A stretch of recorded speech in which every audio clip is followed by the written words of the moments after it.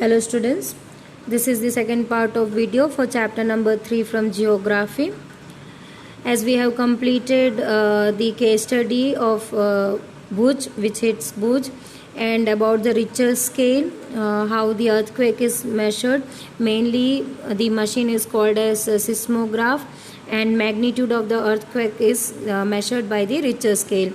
So Richter scale is having the measurement from 0 to 9, and 7 is considered as the major earthquake, and Bhuj was affected nearly the 7 Richter scale of earthquake. So its magnitude was 6.9. Here you can see the activity again. Read the earthquake, a case study given in the form of headlines that appeared in the newspapers after the quake. Arrange the events in the right sequence of their happening.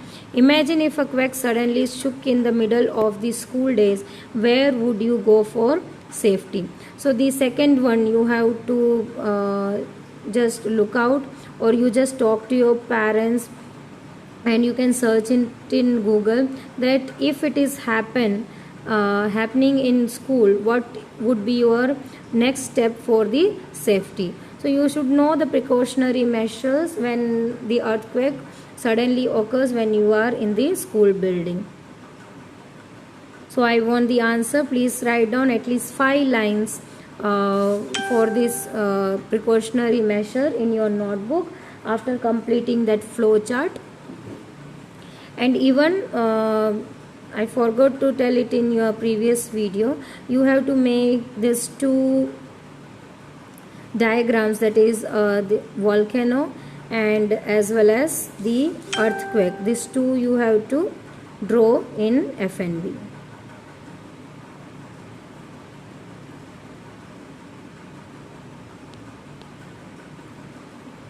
So moving to our topic, that is earthquake preparedness, how you should be prepared. Where to take shelter during an earthquake? What should be done? Safe spot under a kitchen counter, table or desk against an inside corner or wall. So this is the safe spot where you can hide yourself. Stay away from. Now what you have to stay away from? That is fireplaces. You should not stand nearby the fireplaces. Areas around the chimneys, windows, that mainly because if it is mainly made of mirrors, it would shatter and it would injure you. And picture frames, because picture frames are also framed with the glasses, so it might also shatter and it will injure you. Be prepared. Spread awareness amongst your friends and families members and face any disaster confidently. So before or at a time you are going to take the decision what should be done, because at that time you are not going to just think within a seconds or within a minutes, because your seconds are also very important at that time, and our mind is in panic condition what to do next. So instead of facing that kind of situation, you should prepare yourself before this kind of incident occurs. So you should discuss any of the day when family gathers together. If the earthquake occurs, then what should be done, who will take the responsibility of what. This preparedness list too should be made, because everything has to be done. Generally, if earthquake occurs, what you should do, like you are taking the responsibility to switch off the electrical, the main switch of electricity. The mom will switch off the gas button, which is necessary. And who will, if you are having the younger siblings, then who will take care of them? If the father is taking care of them, then that should be given to him. If any other person is there, or you are having elder brother, then who will take the medicine kit, the first aid kit, that is also necessary, because who knows if your building is going to collapse or not, whether the earthquake is severe or it is the minor earthquake. Nobody knows, nothing. So the medical kit should be always ready with you, the first aid kit, which is very much necessary. And a bag of food, snacks you can say, and a bottle, a drinking water bottle. So this is the preparedness which you are doing before anything occurs. So these are the small details you have to take care of. This has to be discussed with your family, and responsibility has to be taken by each and every one.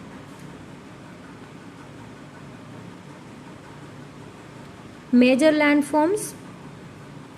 The landscape is being continuously worn away by two processes, that is weathering and erosion. So what do you mean by weathering? Weathering is breaking up of the rocks on the earth surface. After breaking up of rocks into smaller pieces, the next process starts, that is erosion. Erosion is the wearing away of the landscape by different agents like water, winds and ices. So these small pieces are carried by the water, wind and ice. So that is called as erosion.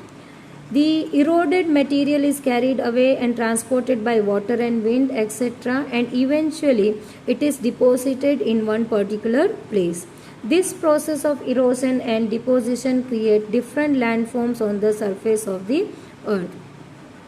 In 6th also you have learned different landforms like mountains, plains, plateaus, how it is forming, that you have already learned.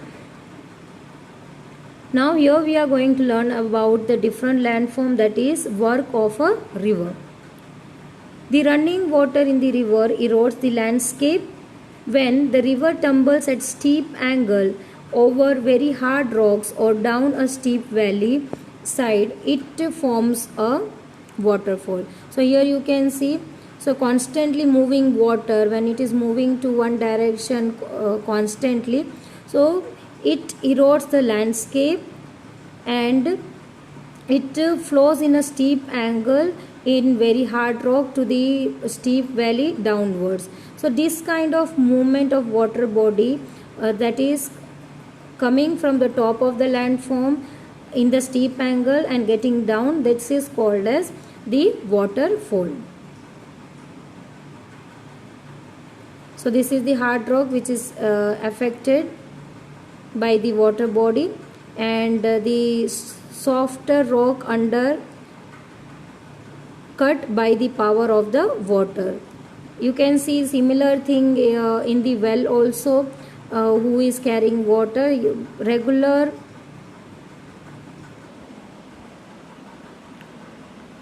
see the right hand side, that is, do you know, there are thousands of small waterfalls in the world. The highest waterfalls is Angel Falls of Venezuela in South Africa. The other waterfalls are Niagara Fall, located on the border between Canada and USA in North America, and Victoria Falls on the border of Zambia and Zimbabwe in Africa. So Niagara Fall, this is the most famous fall in the world, and even in the winter season, when they were having winter season, this waterfall completely frozen up, and the waterfall also froze as it is falling from the top of the landform. So it is a beautiful sight to see. You can search it out. Now next you can see over here, that is, as the river enters the plains, now it is falling from on the top of the land and reaching up to the bottom area, that is plain area.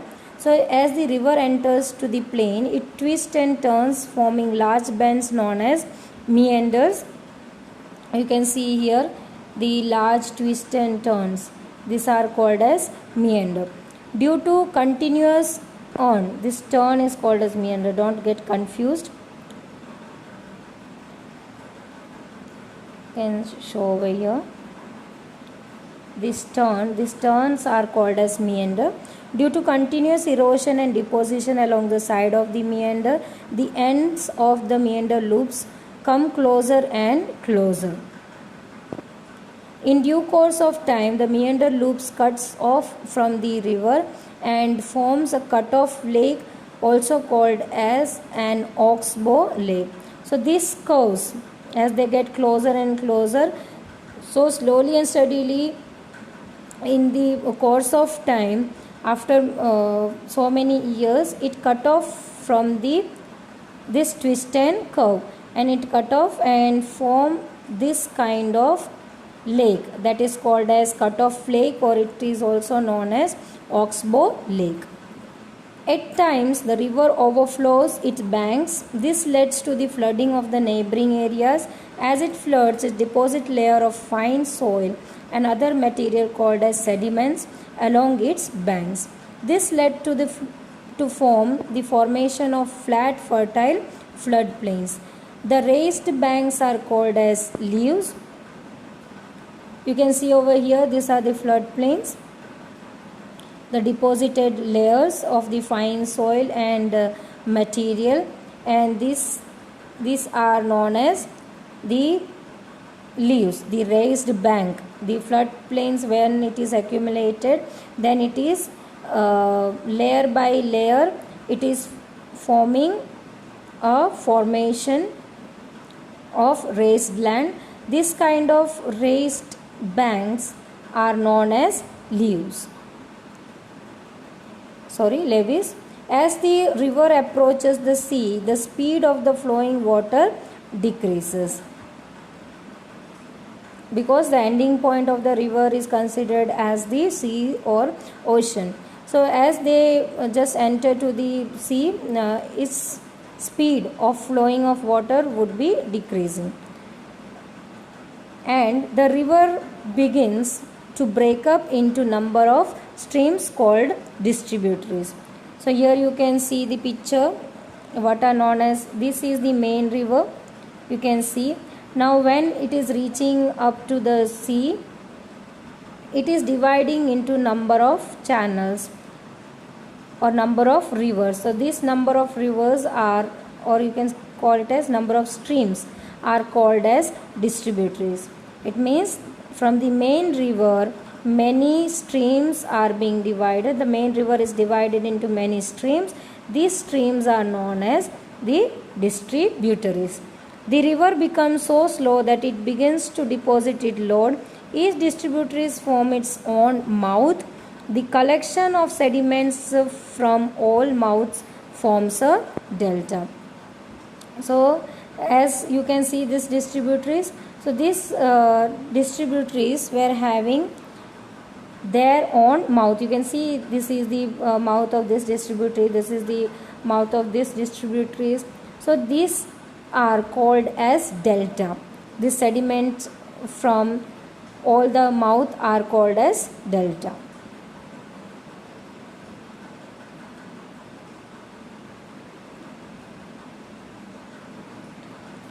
Let's find out the names of few rivers of the world that form a delta. One of the delta in India also we are having. I want the answer in your FNB, or you can write it down in the FNB generally, or you can message me personally. What is in India there is one delta, is called as what? Work of sea waves. The erosion and deposition of the sea waves gives rise to coastal landforms. Sea waves continuously strike at the rocks. So here the erosion and the deposition of sea waves give rise to the coastal landforms. Sea waves are continuously striking at the rocks. You can see they are hitting these rocks. Now cracks are developed because of this hitting. The cracks are developed over a time. They become larger and as well as wider. So different kinds of cracks are occur when it is hitting the sea waves, when are hitting to the rocks. Thus hollow like caves are formed on the rocks. You can see this kind of hollow kind of formation that forms in the rocks.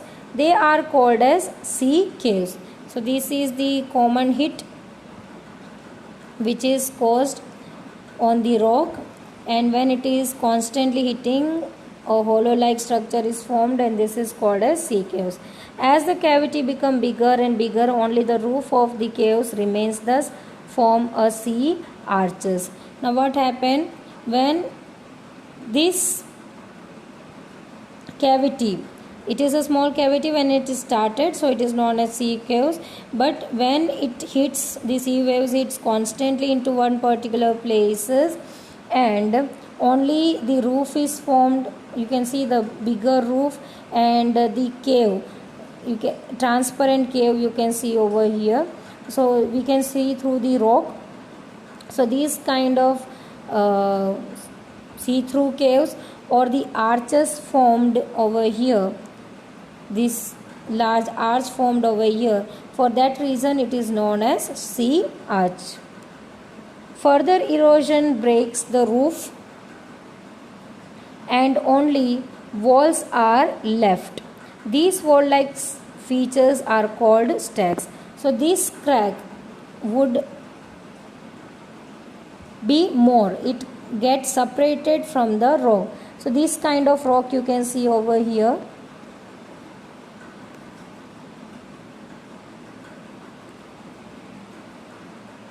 So mainly it is separated by the main rocks, that is called as stack. The steep rocky coast rising almost vertically above sea water is called as sea cliff, and the sea waves deposit sediments along the shores forming the beaches. So the steep rocky coast which are rising vertically where in on the sea water, that are known as sea cliff. Majorly in few seas we can see this, and the sea waves deposit sediments on the bank of the sea, that is formed as, or bank of the sea, or you can say shores, forming a beaches where you used to visit. Mainly the beaches are very famous for the relaxation. So these are the work of sea waves. Work of ice, that we will cover in the next video. Till then, stay tuned. Thank you.